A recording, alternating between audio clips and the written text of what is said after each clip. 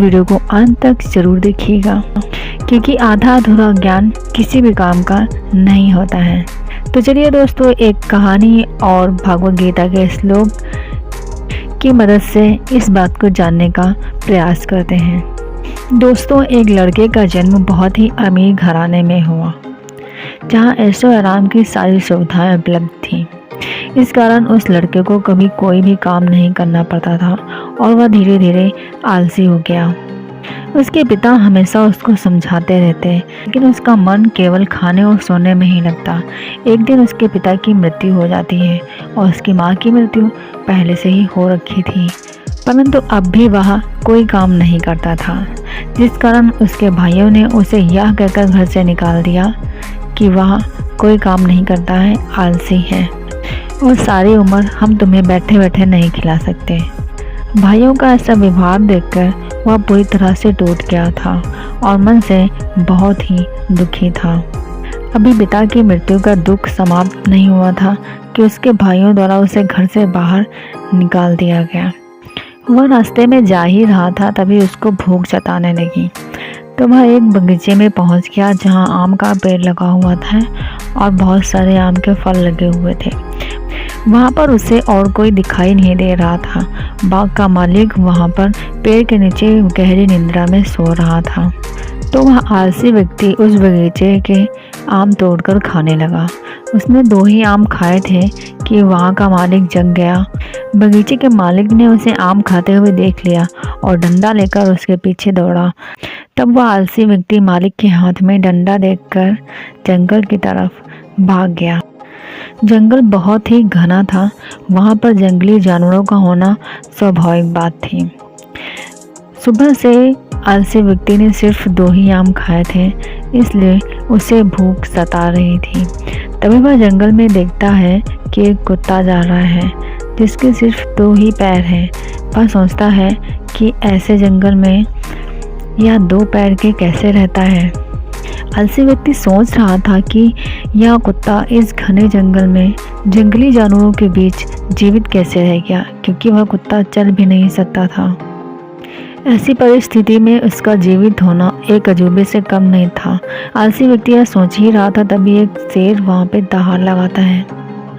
आलसी व्यक्ति शेर के दहाड़ को सुनकर घबरा गया और उसने देखा कि शेर उसकी तरफ ही आ रहा है। तभी वह एक पेड़ पर चढ़ जाता है और देखता है कि सारे जानवर घबराए हुए हैं और जो कुत्ता था जिसके 2 पैर थे वो भी वहीं पर था। शेर के मुंह में मांस का टुकड़ा भी था और शेर उस कुत्ते की तरफ बढ़ रहा था। सारे जानवर भी वहीं पर आसपास घबराए हुए थे। तभी वह आलसी व्यक्ति सोचता है कि भगवान, इस कुत्ते पर रहम करना, इस शेर कुत्ते को ना खाए, इसकी रक्षा करना।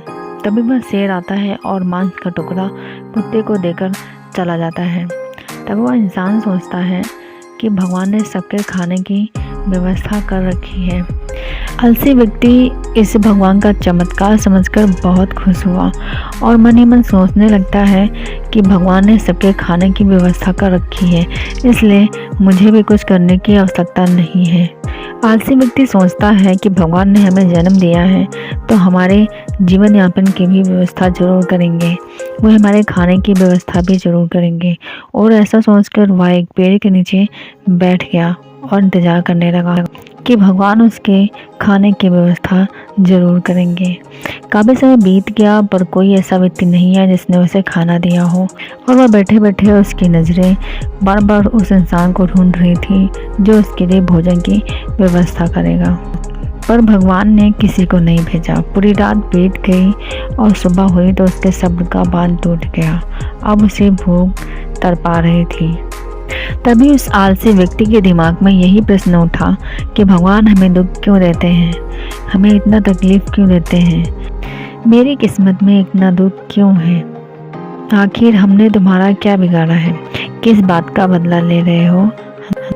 तभी जंगल में तपस्या कर रहे एक साधु ने उस आलसी व्यक्ति की आवाज़ सुन ली। वह साधु जब आलसी व्यक्ति के पास पहुंचे तो उस आलसी व्यक्ति ने साधु को सारी बात बताई। तो सबसे पहले साधु ने उस आलसी व्यक्ति को भोजन कराया। तब वह आलसी व्यक्ति करुण शब्द से बोलता है कि भगवान ने उस 2 पैर वाले कुत्ते पर भी दया दिखाई, पर मेरे लिए दया नहीं दिखाई, मुझ पे जरा सी भी दया नहीं की। आखिर क्या वजह है, मेरे साथ उन्होंने ऐसा क्यों किया? तभी साधु ने कहा कि भगवान ने हम सब के लिए एक योजना बना रखी है और तुम भी उस योजना का हिस्सा हो, पर तुम भगवान की उस योजना को समझ नहीं पाए। भगवान तुम्हें उस कुत्ते के जैसे नहीं बनाना चाहते हैं, भगवान तुम्हें उस शेर के जैसे बनाना चाहते हैं जिसने उस लंगड़े कुत्ते की मदद की। और सच यह है कि भगवान सिर्फ उनकी मदद करता है जो अपने लिए कार्य करते हैं। श्री कृष्ण ने भी भागवत गीता के 3 अध्याय में 8वें श्लोक में कहा है कि कर्म ना करने से कर्म करना श्रेष्ठ है। कर्म नहीं करोगे तो शरीर का निर्वाह भी नहीं होगा। भगवान हमारी मदद जरूर करते हैं, पर कर्म तो भक्त रूपी इंसान को ही करना पड़ता है। बिना कर्म के कुछ भी संभव नहीं है। भाग्य भी उसी का साथ देता है जो अच्छे कर्म करता है। उम्मीद है दोस्तों कि आपको यह वीडियो बहुत ही अच्छा लगा होगा, और अच्छा लगा हो तो वीडियो को लाइक कर दें और चैनल पर नए हों तो चैनल को सब्सक्राइब कर दें। धन्यवाद दोस्तों।